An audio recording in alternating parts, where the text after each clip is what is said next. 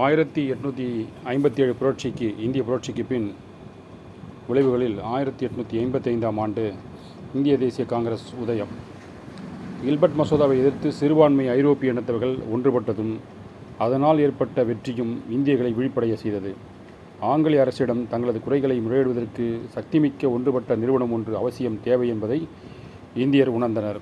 வங்காளத்தைச் சேர்ந்த சுரேந்திரநாத் பானர்ஜி கல்கத்தாவில் இயங்கி வந்த இந்தியர் சபையின் கீழ் அகில இந்திய அரசியல் மாநாடு ஒன்றினை கூட்ட முயற்சிகளை மேற்கொண்டார். முதல் இந்திய தேசிய மாநாடு 1883ஆம் ஆண்டு கல்கத்தாவில் கூடியது. அடுத்த ஆண்டு 1885 டிசம்பர் திங்களில் அவர் இரண்டாம் மாநாட்டினை கூட்ட திட்டமிட்டார். அதேபோல் 1884ஆம் ஆண்டு டிசம்பர் திங்கள் சென்னையில் பிரம்மஞான சபையின் ஆண்டு கூட்டத்தில் பங்கேற்க இந்தியாவின் பல்வேறு பகுதியிலிருந்து வந்திருந்த தலைவர்கள் இந்தியாவின் புத்தெழுச்சிக்கும் ஆங்கிலேயரிடமிருந்து சீர்திருத்தங்களை கோரவும் அகில இந்திய அரசியல் இயக்கம் ஒன்றினை தொடங்குவது குறித்து தீவிரமாக ஆலோசித்தனர். ஆனால் ஏஓ ஹியூம் விடுத்த வேண்டுகோளுக்கிணங்க 1885ஆம் ஆண்டே இந்திய தேசிய காங்கிரஸ் அமைக்கப்பட்டது.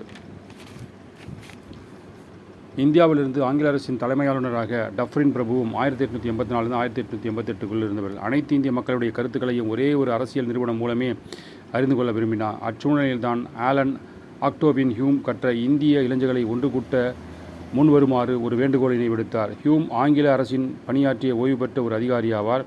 அவர் ஓய்விற்கு பின் அவர் இந்தியாவிலே தங்கினார். இந்தியாவில் அரசியல் சட்ட நடவடிக்கைகளையும் அவரை தன்னை ஈடுபடுத்தி கொண்டார். ஹியூமின் வேண்டுகோளினை பட்டாபி சீதாராமையா தனது இந்திய தேசிய காங்கிரசின் வரலாறு என்ற புத்தகத்தில் மேற்கோளிட்டு குறிப்பிட்டுள்ளார். ஹியூமின் வேண்டுகோளிற்கு 1885ஆம் ஆண்டு மார்ச் திங்களில் பதில் கிட்டியது. 1885ஆம் ஆண்டு டிசம்பர் 25ஆம் நாள் பம்பாயிலிருந்து கோகுல்தாஸ் ராஜ்வால் சமஸ்கிருத கல்லூரி அரங்கில் இந்திய இளைஞர்கள் 72 பேரை கூடினர். அக்கூட்டத்தின் தான் இந்திய தேசிய காங்கிரஸ் உதயமானது. அக்கூட்டத்தின் முதல் தலைமை பொறுப்பை WC பானர்ஜி ஏற்றார். காங்கிரசின் முதல் கூட்டத்தில் இந்தியாவின் பழம்பெரும் மனிதர் என அழைக்கப்பட்ட தாதாபாய் நவ்ரோஜி, சர்புரேஷையா மேத்தாவும் இன்ஷா ஈவேசாவும், சென்னையிலிருந்து ஜே அனந்தாச்சாரி, வீரராகவாச்சாரி போன்றவர்களை கலந்து கொண்டனர். அவர்கள் இந்திய தேசிய காங்கிரஸ் உதயமானது.